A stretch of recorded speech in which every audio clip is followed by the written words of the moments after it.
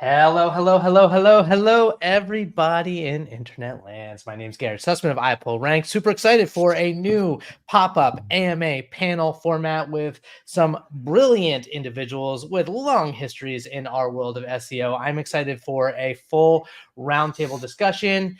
As people kind of pop in here, feel free to say hi in the chat. Just a little housekeeping. This is recorded, so we will send out the replay after the fact.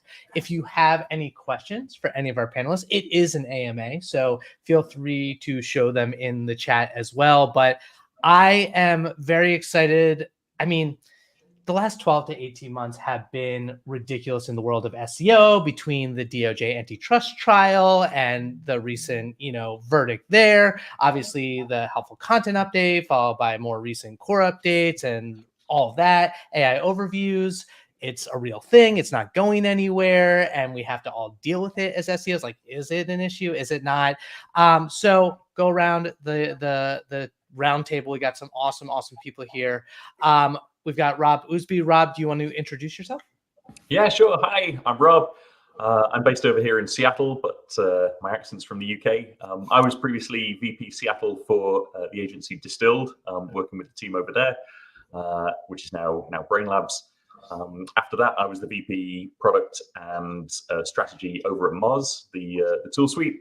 And for the last couple of years, I've been working for myself, building tools like Symmetrics and a bunch of games and consumer apps, and doing SEO work for clients. And it's my first time on an iPullRank webinar. So Garrett, thanks for having me, and Marie and AJ, two people I really look up to in the industry. So great to be here with you all. Amazing. And Mr. AJ Kohn. AJ, can you tell the good people a little bit about yourself, sir? Sure. My name's AJ Kohn. I run a company called Blind 5-Year-Old. Specializing in very large B2C SEO. I work with the internet's most hated, or maybe not the internet's, but the SEO's most hated clients. That would be Reddit and Pinterest being the two. Can't get away from people hating on those two. But anybody who is doing SEO at scale is where I essentially plug in and help folks. Awesome. Thank you so much, AJ. And last but not least, the amazing, fantastic Ms. Marie Haynes, Dr. Marie Haynes. Dr. Haynes, can you please introduce yourself for the good people here? For sure. First of all, thanks for having me on here. I never know how to introduce myself because I always feel like I don't know what I do. I like to learn about Google. I used to be a veterinarian. That's where the doctor came from.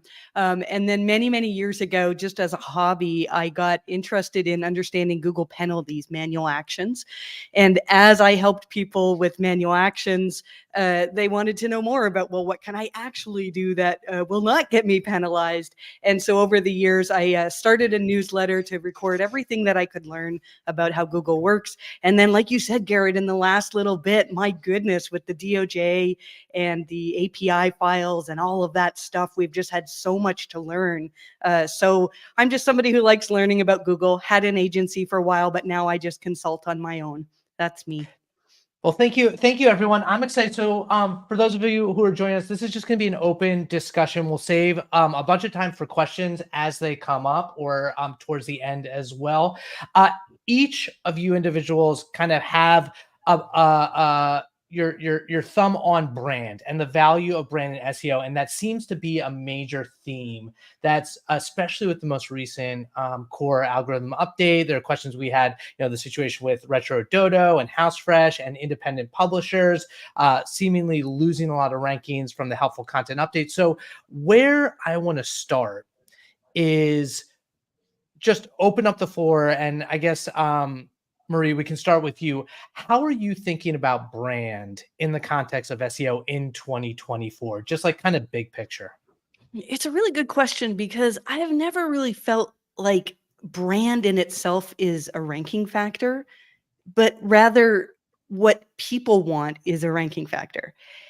And years ago, when I first started in SEO, you could SEO your way past the big brands. If you knew where to get links and you knew how to structure your content, you could write content that was better than what the actual brand themselves wrote in terms of what search engines liked.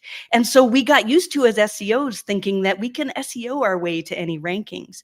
But the more that we learn that really what constitutes ranking is what people want, is what people click on, is what people engage with, then it makes sense to me that brands are what people navigate to. It's what we trust. And a lot of my learning has been in this understanding what Google. Uh-oh. Yep, we lost her. That's okay.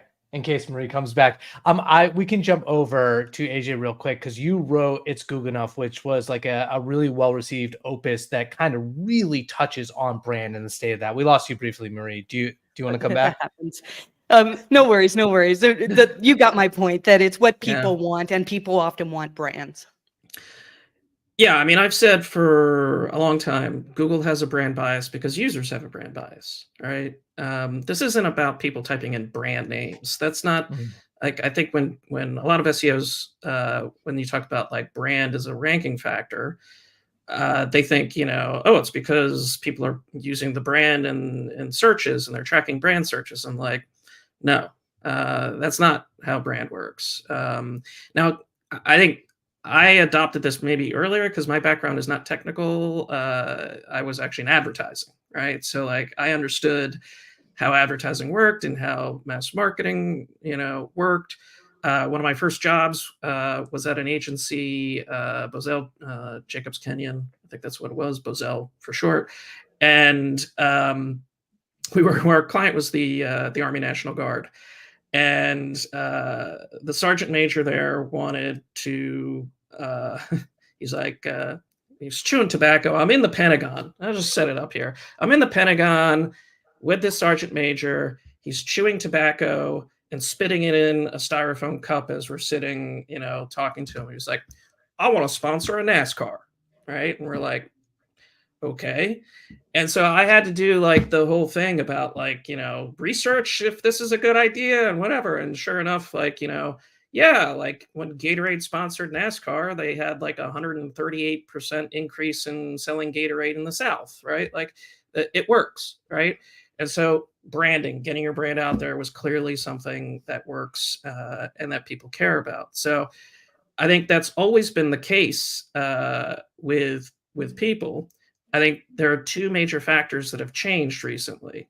One, the pandemic.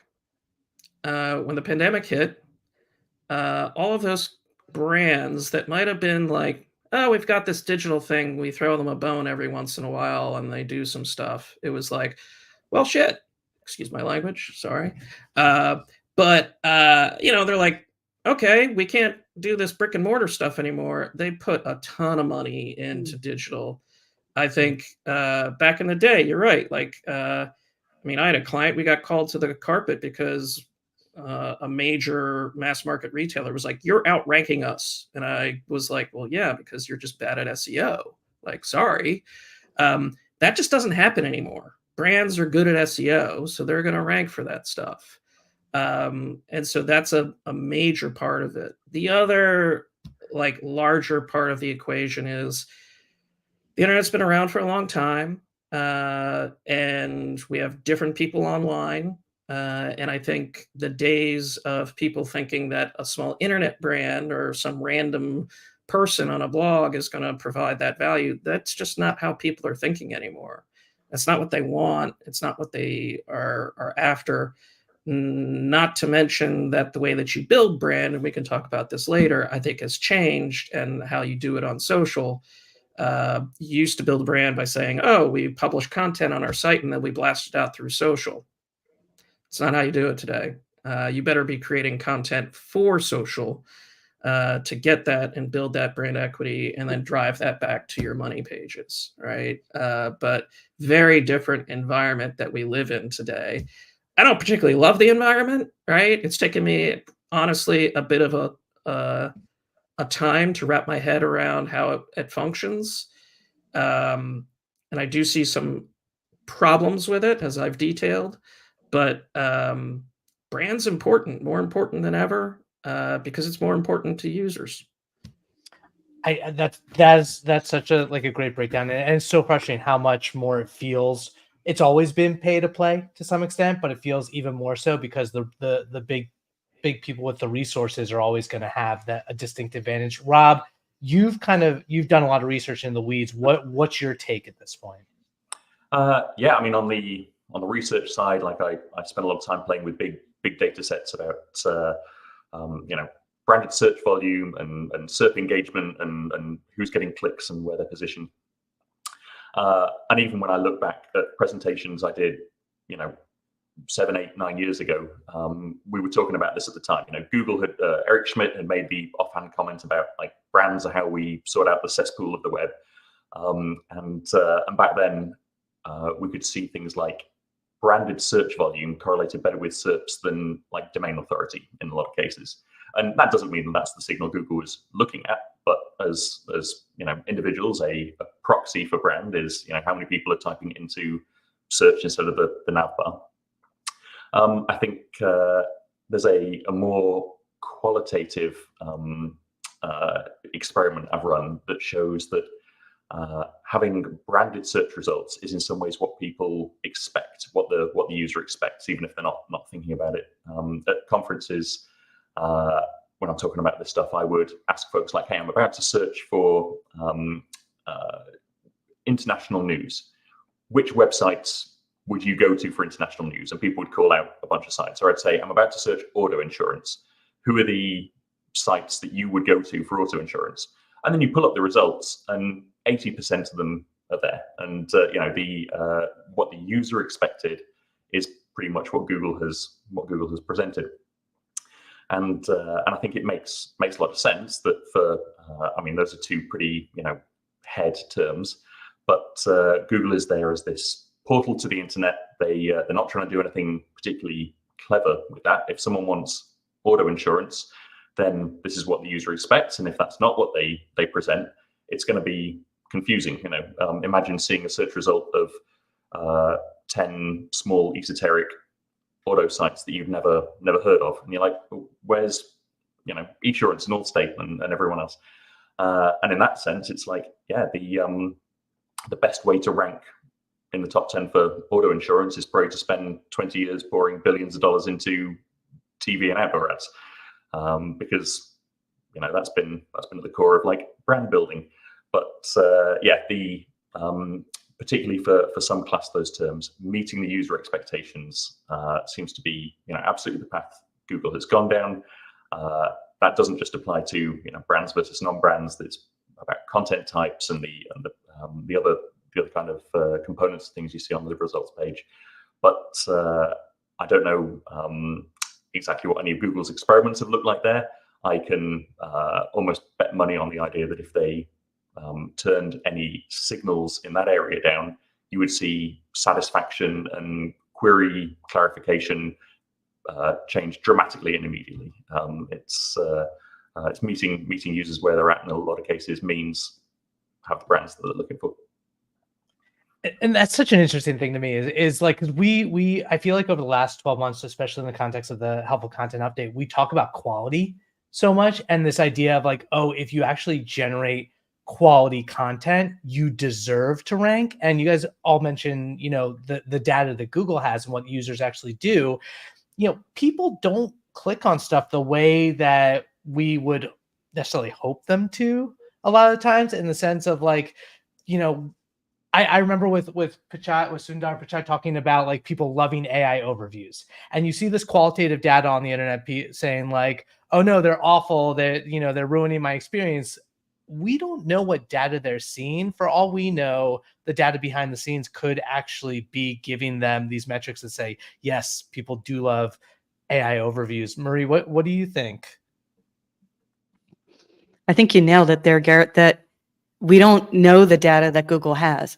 And so I don't think they're just making that up. I don't think it's marketing that they're like, oh, people love them, we're going to keep doing them. I mean, at first they scaled back, didn't they? They had, they didn't have great responses to the very first AI overviews. There were lots of mistakes because they had to learn and they had to improve.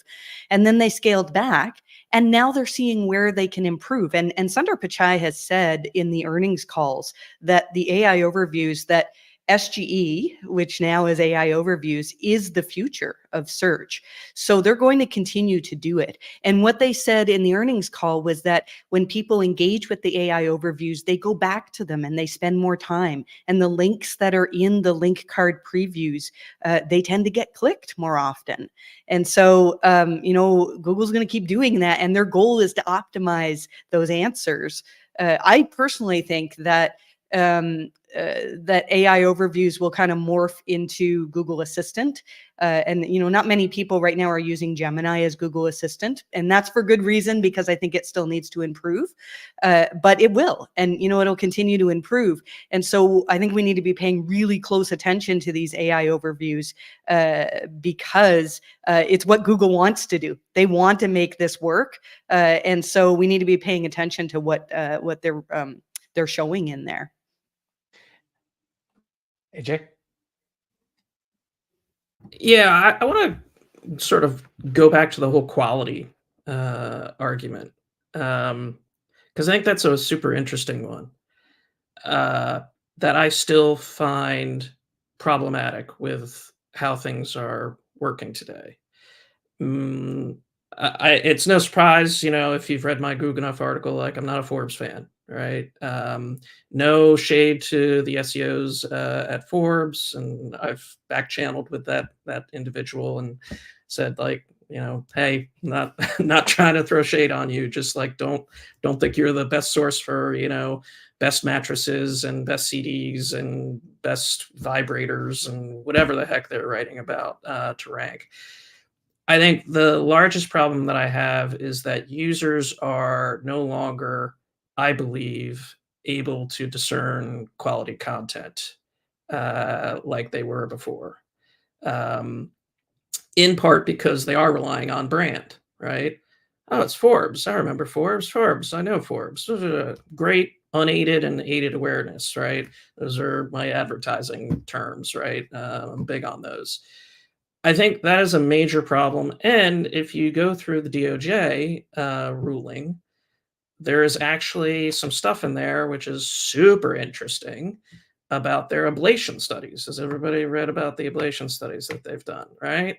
So they basically took, they degraded search results, right? They made them worse on purpose. The quantity of taking 2 times worth of Wikipedia out of search, right? And then measured how did users interact with those results. And basically it was like, didn't really change, right? Now, granted, there were people on Hacker News who were like, hey, that 0.6% is millions of dollars of revenue. And yeah, sure. But I think the main takeaway was like, we're frogs in a pot when it comes to Google, right? It doesn't matter now. Like, the quality can go down, but people are like, and they're just clicking through. Which makes me wonder if the click signals that they're using in the past were good at identifying quality content. What are they measuring now? I don't know. Like, based on those ablation experiments, it feels like they're just measuring like brand affinity. So that is my biggest issue right now with how these things are going, and whether or not Google is like paying attention to like, hey, your ablation experiments basically say that quality doesn't really matter that much anymore. And granted, they said like, well, if we degraded it farther, maybe it wouldn't be as linear and we'd lose more traffic. But it's like, dude, like, you went 1 IS point, like, that's information satisfaction. That's a lot, right? And people were like, seems okay, right? So that's my concern when we look at this. But if you take that into account, it just means you need to be a brand. Like, quality is one thing, but honestly, if you can build a large brand and get trust in that brand, You can do a whole bunch of things, right? I mean, when Rand was at his highest point in the industry, I used to joke that, and I think you could take really crappy content and just put Rand's name on it, and people would fawn all over it, right? And I still think that that is the case, that if you have a cult of personality, or if you have a brand of personality, let's say, you can get away with a lot. And Google is not particularly good at understanding that, because they're using click data to understand that. And we are not good at that, right? We are not good at reasoning that out and identifying, like, if I'm looking for the best VPN service, okay, Forbes, all right, it might be awful, right? Like, it might be the exact opposite of what you should, but they don't know, right? They're not experts, and Forbes sounds good, so sure. So I think that's where we are in the industry right now in many ways.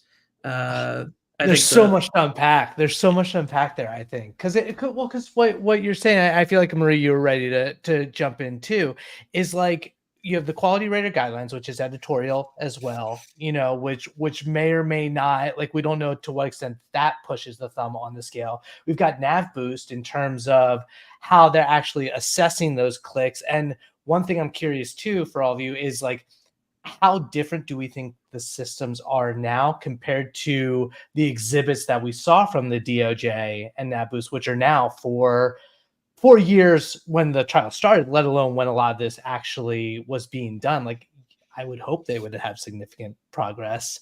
I'll leave it at that and kind of hear what y'all are thinking. I'll jump in then here.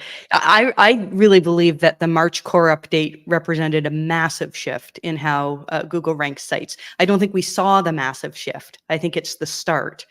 And so the March core update happened early March.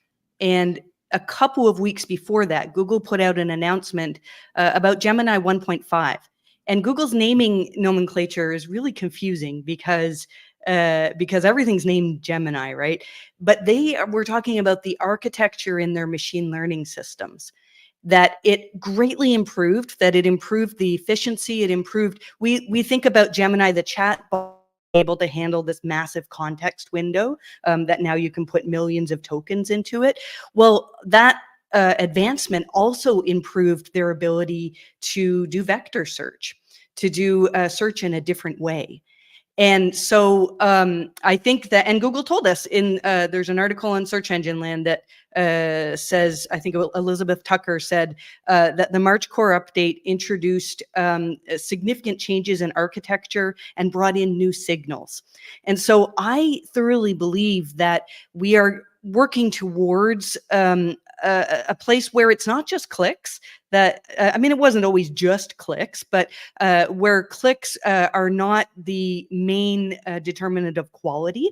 I think that Google's getting to the point where they will actually be able to predict, not based on user activity, but based on the content itself, what users are likely to find helpful. Now, that doesn't negate brands, because users find content helpful from brands.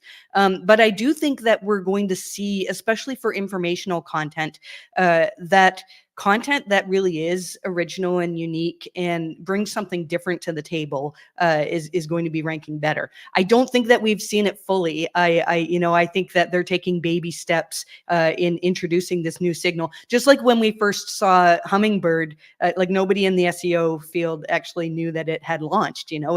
Everything looked the same, and then it took like a decade for us to see, for us to start talking about semantic search. So I think that things have changed, and if we do this conversation like a year or two from now, we'll be like, oh, okay, well, remember we were saying that was going to happen. I do think that we're going to see Google get better at recognizing what is quality. I wanted to add one other thing though. You mentioned the quality rater guidelines. I just opened them up, and the word brand is only in there a few times, but the word reputation is there 199 times. And so anybody who is watching this and wanting to learn more about how do I improve my brand, because you can't become Nike, but you can get known for certain aspects of shoes. Really look for in the Rater guidelines reputation and also known for. And it talks all over the place about how the raters can get information from social media, from comments that were left about people. Now, I'm not saying that Google's algorithms do that exactly, but the Rater guidelines are what the Google's algorithms are trying to replicate, what they're working towards. So I think this whole discussion about brand is more about having a reputation for your topics and for having a reputation for being a place where you're like, oh, you see that site in the search results and go, oh, last time I went there, I learned something new, really good. And I do think that there's opportunity for people to rank amongst the brands if you can truly have like unique and insightful content. Yeah, exactly. Rob? The way AJ talked about people, I think is much the way that Google might look at pages and domains and businesses and authors and entities. Rand could get known for writing hit after hit after hit, and you're going to read his next post, whatever. Garrett might be known for like, every podcast's a killer, I'm going to tune in even if I don't know what the topic of the next one is. Or your favorite artist makes great music and you're going to buy their next album before you've heard anything about it. And I was thinking of that as like trust, but I think reputation is absolutely the term, Marie. It's the reputation that these entities will have, in our sense, a quality of a certain level. And to a degree, Google maybe has this reputation score understanding of domains as far as this domain is going to put out content that people like, or if it's a retailer, I can send traffic there and products aren't going to be out of stock and we're going to have bounces, or I trust that this website is never going to be down and we're not going to have traffic sent to someone that's having downtime or malware on the site, whatever else. But as far as the content goes, Marie just touched on something that I think is really interesting, which is the idea that typically we and a software like Google may have had an idea of reputation of brands, companies, domains, and authors. But there's no reason that AI couldn't turn that on its head to quite a significant degree once they can look at a standalone piece of content without any other context signals and just say, for this article, we already know that this is going to be useful, this is going to be helpful, and we've got enough data to do this. And in some ways, that could portend like a shift back in the other direction, that it suddenly becomes about, much more about quality content, where quality is, usefulness and helpfulness for users, but also in a way that Google recognizes, and whatever assessment its black box AI is making, much more than the site it's hosted on or who posted it or whatever else. And I hadn't thought about the degree to which this might again level the playing field a bit. I could write a super useful article on a site that's barely known, and if Google thinks this is going to be useful, they would. Why wouldn't they test it in the results? And then if it turns out to be useful, it would stick around. So that's plausibly a driving force for a shift we'll see coming soon. Marie, did you have something to add to that, or it looked like you were ready to jump back in? I'm just nodding along. Let me talk for a second about the hidden gems thing that Google talked about. And I'm really disappointed, actually, because back when they announced it was the perspectives feature that they announced, and there was a little phrasing in that blog post that said that they're going to work to surface hidden gems, and they did say from forums, but they also said from blog posts, from lesser known blog posts. And then we never saw that. I mean, we saw Reddit. We saw Reddit do really well, and I can understand why. We can have that whole discussion if we wanted to. We've discussed that, but I really do believe that, again, going back to the advancements that they made in the architecture in their machine learning systems, that they will be able to not just say, well, the click data shows us that this has been helpful, but actually say, well, we've been working for years to figure out how to predict what's likely to be helpful based on the, the characteristics and machine learning models, where they could actually get to the point where somebody who's not really that well known could publish something and the AI systems could figure out that, wow, this actually is really, really helpful. So I do think that we're getting there. I think that's part of the reason why prior to the March core update, we had so much AI spam in the search results, because people figured out how to look helpful even though the content wasn't helpful. And so Google's got a lot of learning to do to like get down to the point where I'm seeing it happen. But I do believe that we'll get to that point where those who truly, the problem is, a lot of us look at our content and go, this is great content, because we look at it like SEOs. And we don't necessarily compare it against what's ranking. And if you look at the search results for most sites, we'll talk about helpful content hit sites. Most of the time, if you look at the search results from the perspective of a searcher, yeah, the site that was hit was like okay, and like if you look at it in isolation, it looks okay. But if you look at it by the searcher has, well, I could have clicked on this and I got all these results from TripAdvisor, and then Reddit answered these questions, and then like by the time you get to the blog post, that like nobody's going to stay on that and read it. So I think our understanding of what's helpful has to change. But that's almost impossible because Google hasn't been rewarding what they've told us is helpful. So we have to sort of like create this content hoping that the system catches up to what Google says that they're going to do. It's a difficult place. So I probably have a different take. I don't think Google's gotten much better at this, and I don't think they will. I don't think I am advising every client I have to spend on building brand, but through the lens of it being a multimodal sort of world.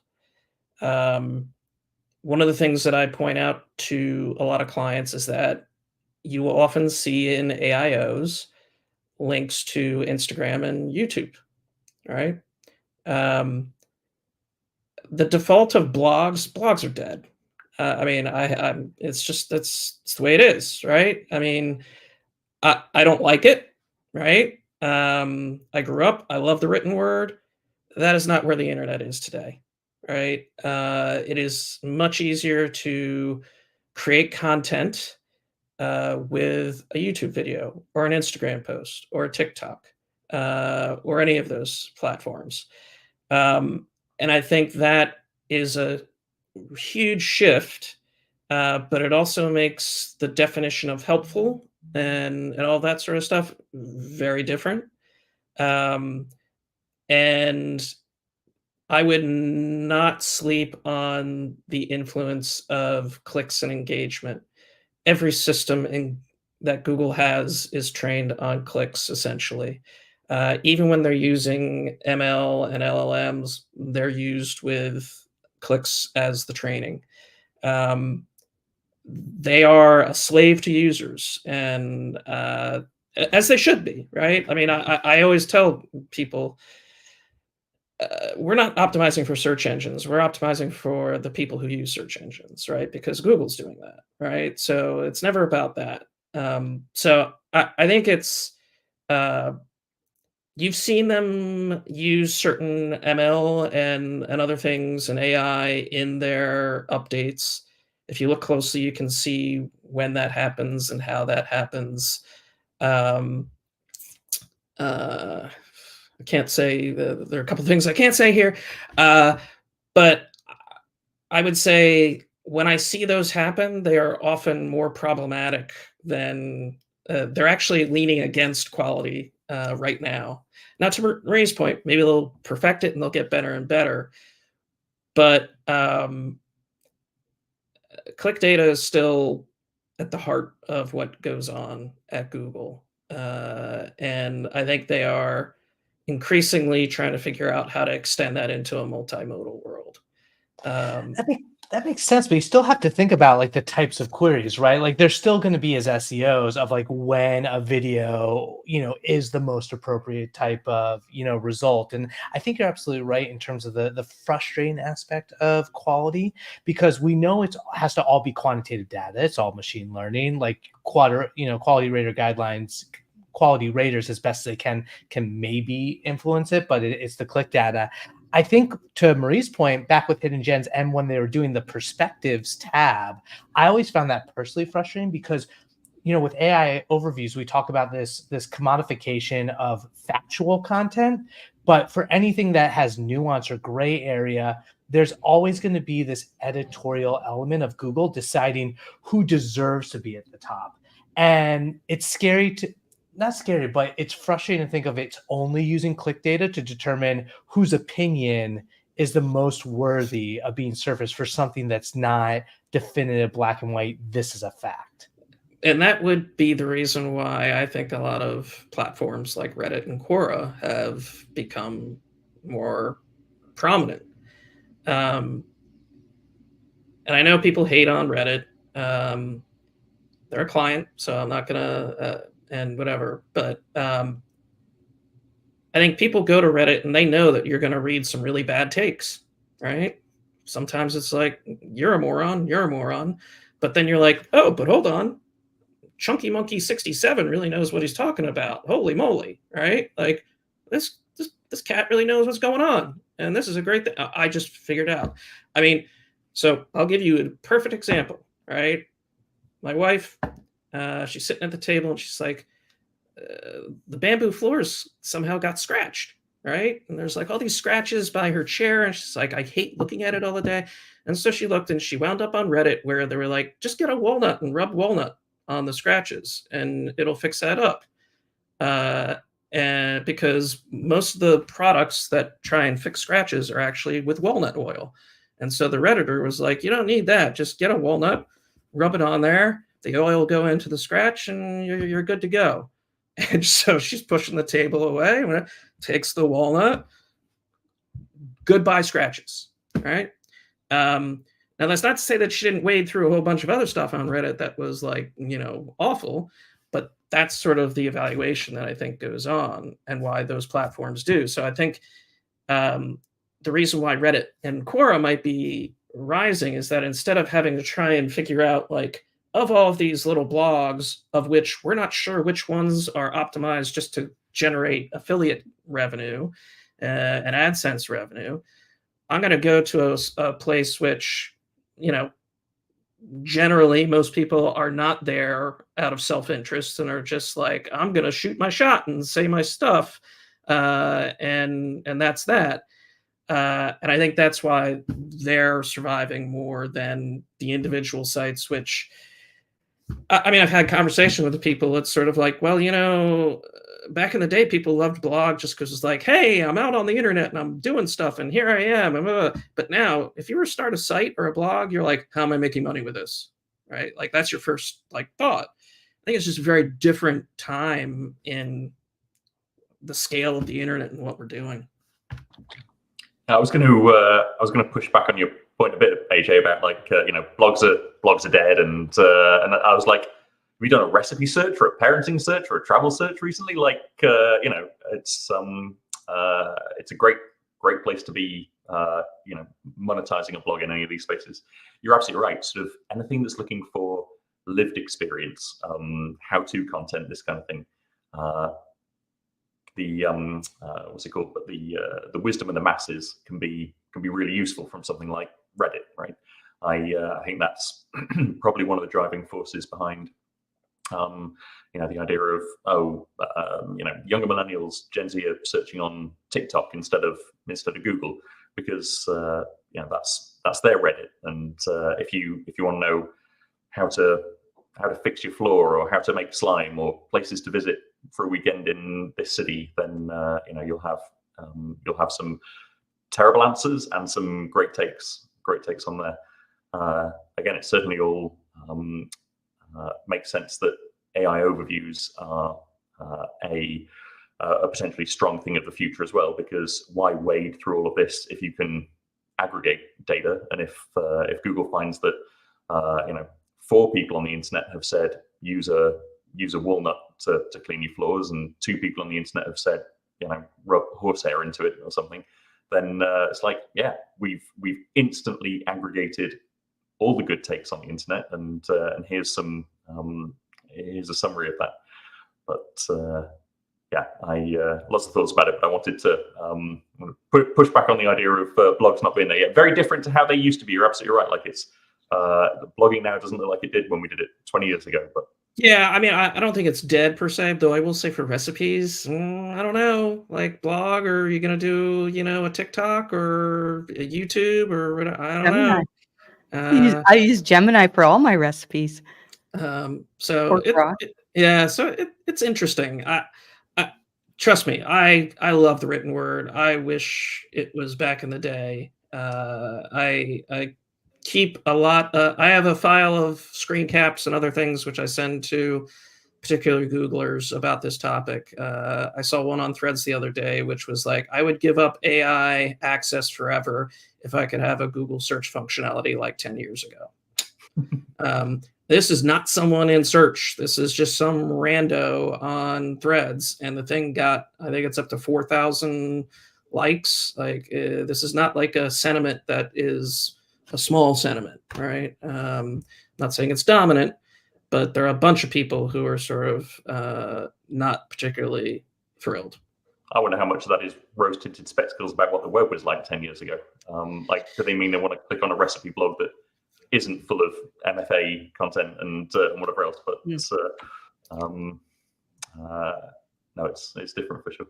I think it's, I personally think it's, a lot of people are jaded and they get the subtle sense that the results that they get on Google are overly optimized and manufactured and what have you. And they're right. Yeah, right? we ruined it for everyone. Yeah. You know, I think there's a lot of good results, but I think there's a lot of people who are like, you know, if you really, you know, that's why Reddit does rank well, because people were always adding Reddit to be like, okay, great. That's what all the people who want to sell me something want me to buy. What does Chunky Monkey 76 want me to buy? Right. Like that's sort of the idea behind it all, I think. But this is what makes SEO fun today, in my opinion, is the sea change in how people are using the internet, how they're searching. I mean, what was the latest thing? Like, Google is not a verb for Gen Z and Gen Alpha, right? Like, that's a big deal. Like, it's bigger than I think people realize. That, you know, if that's not the default way that people think about search, yeah, that's going to be a pretty large shift in how you approach things.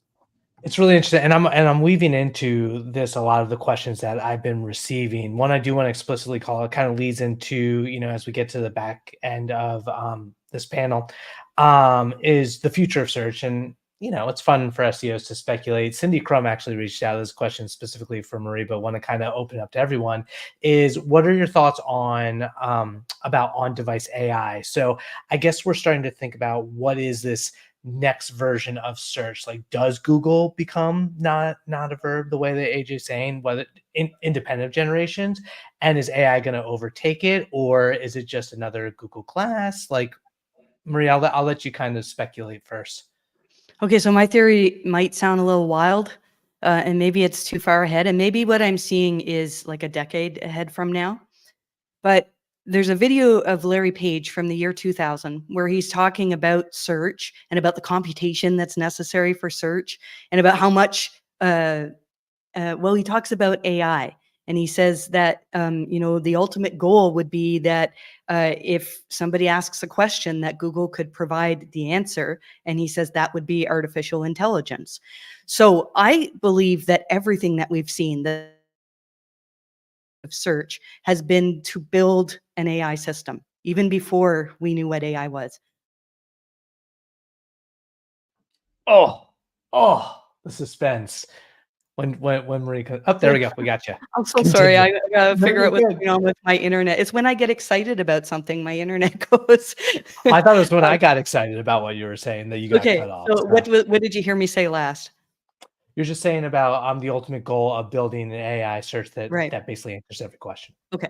So I believe that for the last 25 years, what we've built, what Google has built, has been working towards having an AI system that will eventually be the way that humanity works. That I know it seems ludicrous if you used early versions of Bard or ChatGPT, that, you know, maybe it's not that great, but ultimately they keep getting better and better. So we talk about blogs. For many years, Google needed blogs because they needed you and I and all the people who wrote stuff on the internet to give Google the information that trains their systems.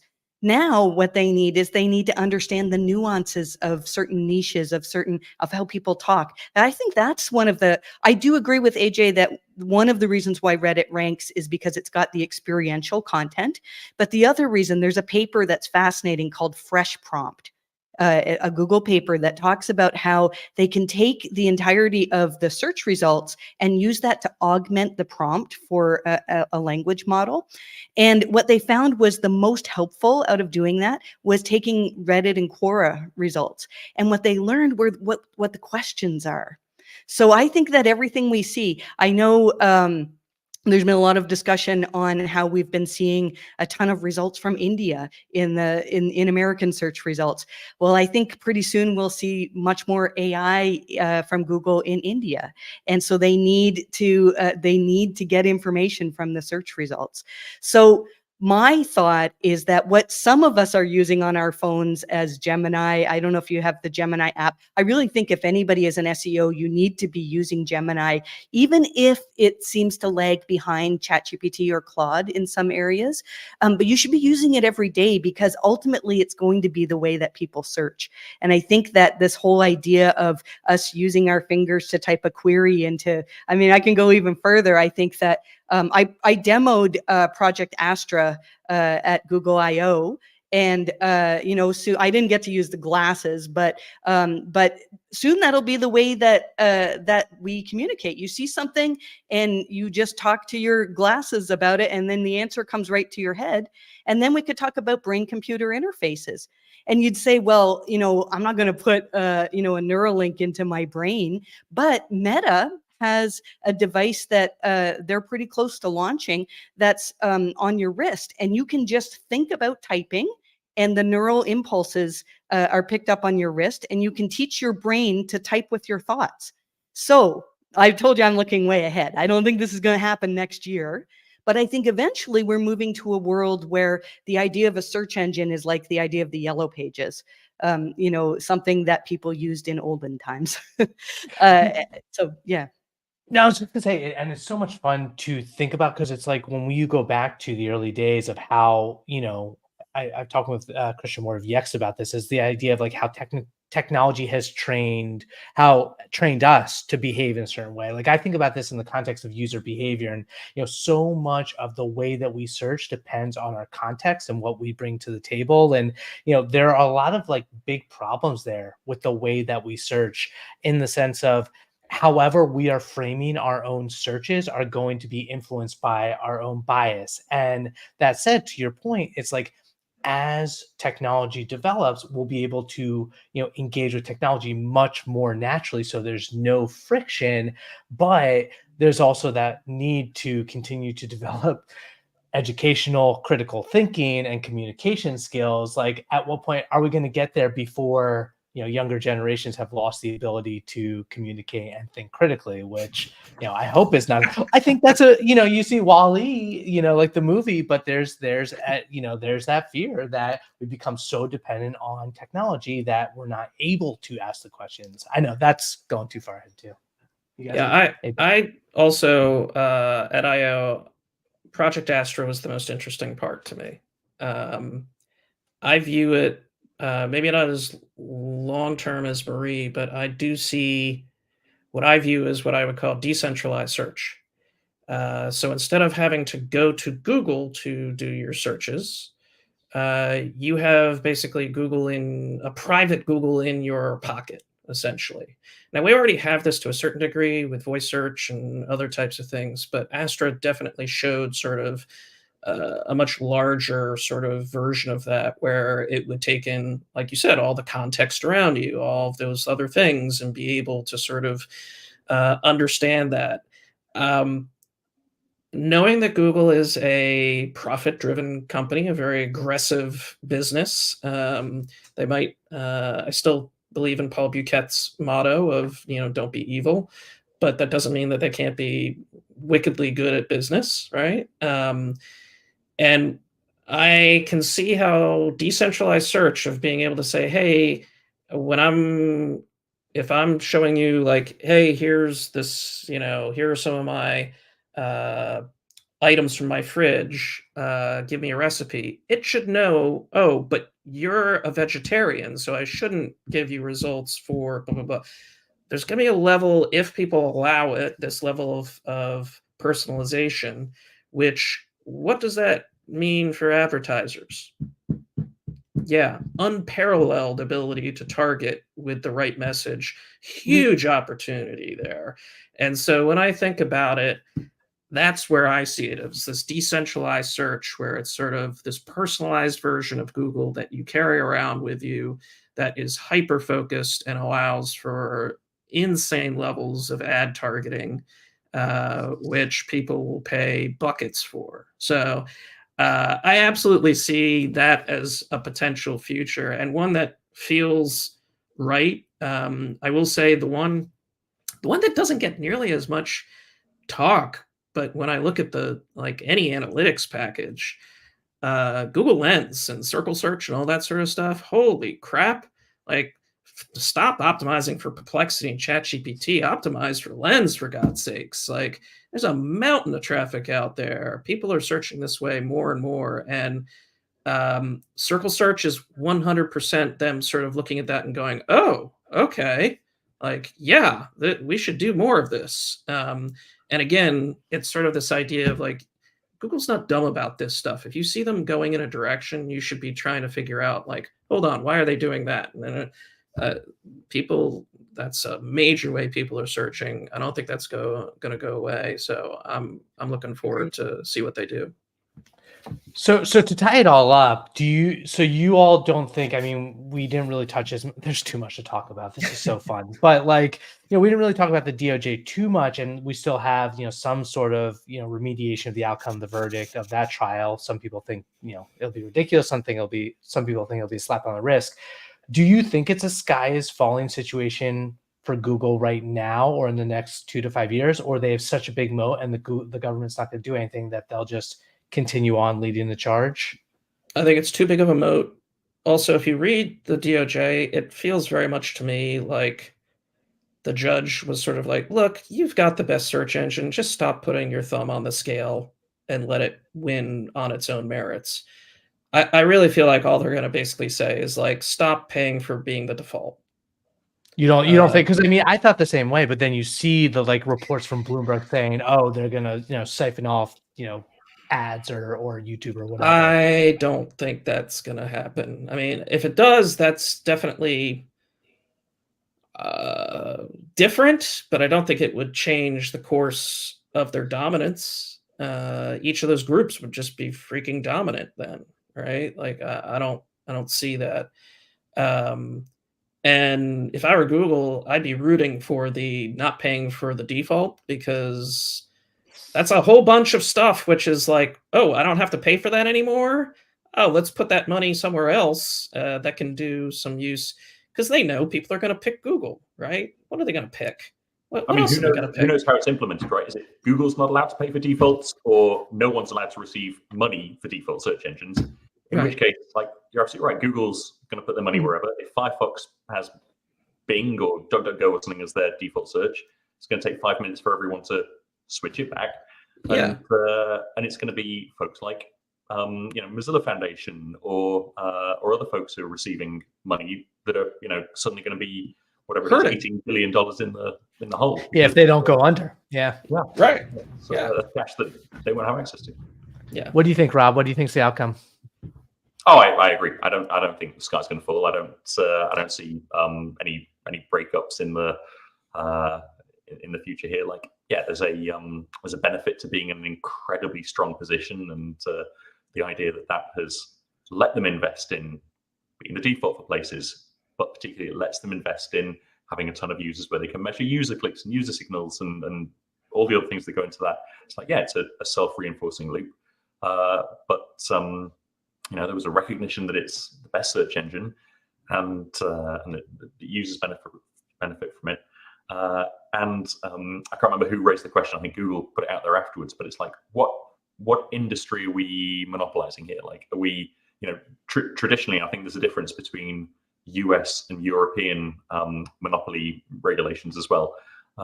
This is a monopoly that doesn't cost users anything, right? They're giving away the best search engine, the best video platform, the best email, the best maps app, and arguably for some definition of best for all of these. But it's ostensibly amazing for users. So hard to point out there's a public detriment for someone being really good at these things and being able to reinvest in all of them. I am pleasantly surprised that it wasn't completely dire and apocalyptic, this conversation. I feel like there's a lot of hope and excitement to balance out all the things that Google has been doing. So pros and cons. Okay, who's saying that's not apocalyptic? Like, do we want one massive company to be the best at all of these things? Like, no, I think you can draw a line to some pretty dark places there. Yes. Between if Meta was controlling all of social and Amazon was controlling all of retail and Google was controlling all of access to the rest of the web, I'm not sure I love the future there. But I mean, I will say the biggest thing that I find interesting is Chrome, right? Like, I'm old enough to remember when Chrome was the underdog, where it was like, oh, this Chrome thing, and now it's like the dominant browser. Like, that is absolutely, I mean, talk about a smart business move. I mean, they were just like, oh, okay, let's just build our own browser and let's make it the best browser. And I mean, so it's and it is the best browser. Like, I'm sorry, it and some of the new stuff that they've put out, is even. I mean, I use it all the time. The ability to have accordion content and that kind of stuff. It's like, oh my god. So it's it's not Bing, right? Bing's, it's I love Gabriel Weinberg, right? But it's not DuckDuckGo. I mean, that's just like a Bing hybrid. It's a layer, yeah. So who else is out there? There's really, Neva, who had to fold up. Blacko, do we remember Blacko? Do we remember like all these? They're just, maybe we're going to see more from Yahoo in the next couple of years. Just keep them on your radar. Hey, BP's there, man. I'm not going to give up on BP. Come on. So I actually think that ChatGPT search can put a dent in Google. I don't think that they'll overtake Google, and I think it depends on how quickly Google moves to truly being an AI answer engine. The other day it was raining out and I was having a conversation with ChatGPT about something, and my husband was like, do you know where I can get a raincoat? And I'm like, well, I'm already in there, I'll ask ChatGPT. And it knew my location, it knew like other conversations we've had, and it picked 3 stores near us that I wouldn't have thought of that were like perfect, and so it's got a really big user base. And I think that if we can get past the experience, the things that people don't like about Google, I do think that OpenAI can make a dent on things. But we'll see. I think all of search will change. And in terms of the DOJ, by the time it gets appealed and refigured out throughout the courts, it's going to be years from now where search will have changed dramatically anyways. And I think a lot of what we're talking about is a moot point by then. Yeah, no, I completely agree with that. And I think that, obviously AI at some point will supplant, how we're used to search. So it'll be interesting. And the one other big takeaway, and I know we're almost at time, is with the DOJ to me was, and we all know this, but like Google and Microsoft and Apple are the only 3 companies that have indexes that are like, that can really build a search engine at this point. And Apple doesn't even use theirs. I mean, I'm still shocked that they partnered with OpenAI for their AI stuff, because I mean, obviously they have their reasons. I'm not surprised by that. No, just because they leech on everybody else. Why would I spend that amount of godly money? I mean, say what you will about OpenAI, but like that company is not doing well. I know they think they are, and it's not the amount of money it takes. Like, they are hemorrhaging cash. So if I'm Apple, I'm like, yeah, you hemorrhage cash. We'll just take what you do. Thanks very much. Oh, See ya. OpenAI is Right? Yeah, no, I might be wrong on this, but I thought I saw somewhere that people will have the choice in Siri. And right now they're talking about ChatGPT, but I think you'll have the choice of ChatGPT or Gemini. I think Again, you I will, could be yeah. wrong on that, but I think it's going to be like everybody's going to have your favorite AI assistant, and then you use it across all your devices. I think you might be right. But I think Apple has. They were like, yeah, I mean, it's always funny. Like, every year, it's like Apple's about to launch their search engine. Apple's about to like, that's like clockwork, right? That's like the the story every year about the person who has the overdue library book, and it's X number of. But maybe it changes dollars, if right? Google doesn't pay them billions upon billions anymore. Anyway, I know we're at time. Thank you, everybody. You all are the type of folks I literally could talk to like hours and hours about this stuff. And thank you for all the SEO geeks who joined us and enjoyed our rampant speculation and informed speculation. Once again, my name is Garrett Sussman of iPullRank, joined by Rob Ousbey, AJ Kohn, and Marie Haynes. We will send out the replay, but feel free to follow up with everyone real quick. If people want to find y'all online, Marie, what's the best way to get in touch? I mean, you can go to my community, the search bar, but I'm also on X, Marie_Haynes. There we go. AJ? First, thanks for having me on. Great conversation. Great to be with these great panelists as well. You can find me at Blind 5-Year-Old. I'm not going to give my handle on Drakkar Noir's platform. So find me on Threads, find me on Mastodon, wherever you might be. There you go. And Mr. Rob? Yeah, my handle just about everywhere is just Rob Ousbey, all one word. I'm at ousbey.com, and you can find me around. Symmetrics.co is the business site, easy to get hold of. Awesome. And at Garrett Sussman, all the things. I'm like y'all. I'm spending way too much time on LinkedIn. I hate myself for it, but that's what's up these days. Thank you, everyone. Have a great rest of your day and have a great week. Signing off. Thanks, everyone.